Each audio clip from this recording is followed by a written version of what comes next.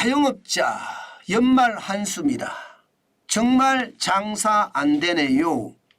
그 단서는요, 이 사진을 보면 그냥 쉽게 이해가 될 것 같습니다.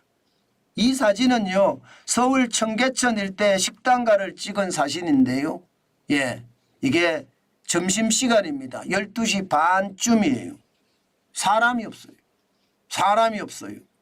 아니, 점심시간에도 이렇게 사람이 없는 식당가가 있다니 이게 충격적이다. 이렇게 생각할 수가 있겠죠. 아니, 청계천 일대를 한번 생각해 보시자고요. 서울 청계천 일대가. 전부 사무실입니다. 전부 사무실. 전부 사무실인데 안 나온다는 이야기잖아요. 안 나온다는 이야기예요. 이 정도면 말입니다. 지금 소비가 진짜 많이 죽었다. 이렇게 이야기할 수가 있습니다. 여러분 충격적이지 않으세요? 아마 여기서 식당 하시는 분 내지는 뭐 호프집을 하시는 분 어느 누구도 말입니다. 연말 특수가 살아나서 장사가 잘 되기를 아마 기도했을 겁니다. 그리고 그렇게 되리라고 예상도 했었을 거고요.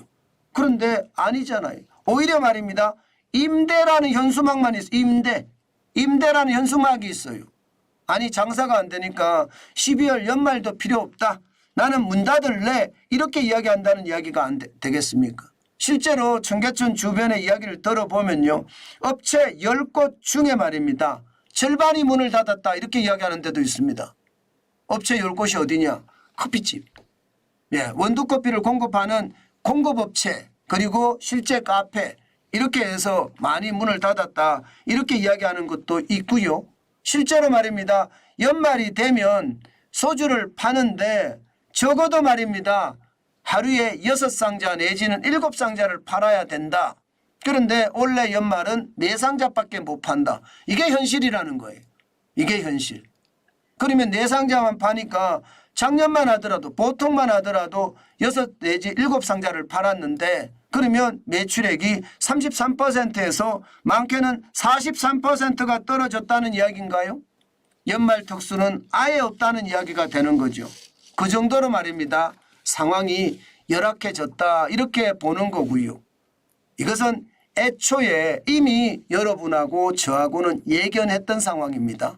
아무래도 소비자 물가가 워낙 올라가니까 작년 7월에 6.3% 올라간 데다가 올 11월에 3.3%까지 쌓여서 올라갔습니다.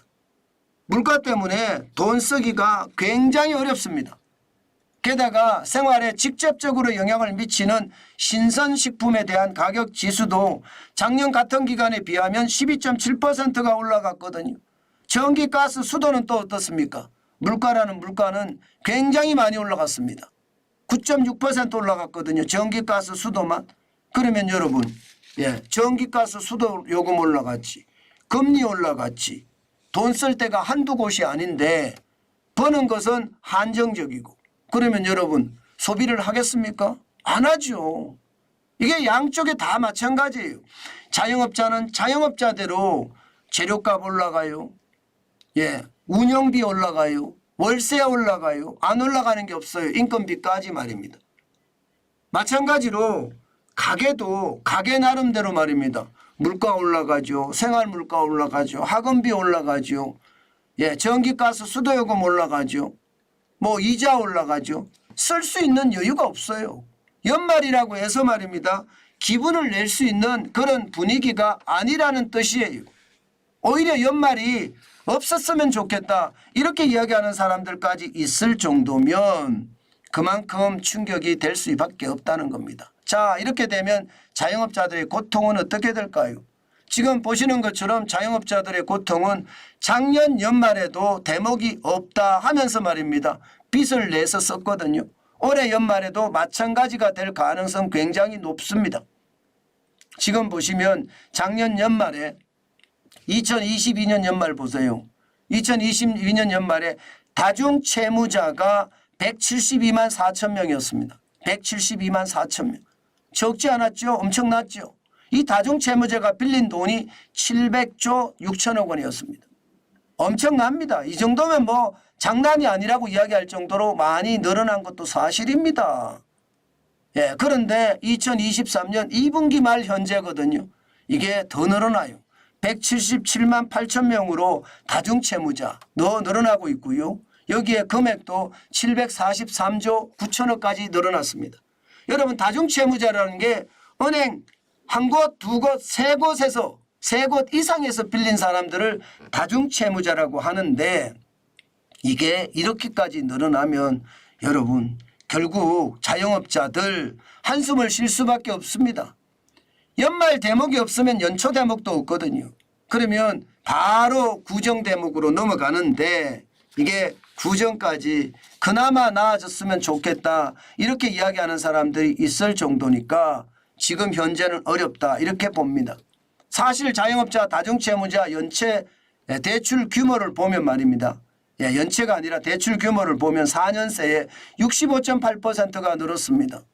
448조 1천억 원이 294조 8천억 원이 늘어서 743조 9천억 원이 됐으니 이게 뭐 벗어나는 게 한계가 없다. 진짜 충격적이다 이렇게 생각합니다. 실제로 자영업자 커뮤니티 아프니까 사장이다 여기에 들어가서 댓글을 보고 있으면요. 하소연이 차고 넘칩니다. 가게 문을 열었는데 사실상 손님이 없어 개시를 못했다는 글이 지난달 30일에도 올라왔고요. 대출 부담이 크다며 개인 회생이나 파상을 신청하는 방법을 문의하는 자영업자도 늘어나고 있다는 것. 이것을 보면 결국 지금 현장 경제는 최악이 된다는 이야기예요.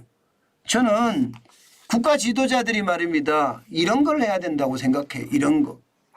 어디가 어려운지 그 어려움을 알아서 적재적소에 필요한 조치를 취해주는 정책. 저는 그게 필요하다고 생각합니다. 모두가 자기 권력을 갖기 위해서 싸우기보다는요. 대한민국에서 취약계층이 어디인지 누가 어려워하는지 거기에 필요한 정책을 만들어서 입안을 하는 그런 진정한 국가 지도자가 나왔으면 좋겠습니다. 요즘은 지도자 같은 지도자가 없어요. 권력에 눈이 멀어서 권력을 쥐려고 하는 지도자만 있을 뿐 국가를 위해서 국민을 위해서 힘을 쓰는 그런 지도자가 없어요. 그래서 안타깝다 생각이 듭니다. 도대체 국민은 누구를 믿고 이 세상을 살아가야 되는지 어쩌면 답답하기까지 하다. 그 말씀 제가 강조해서 드립니다.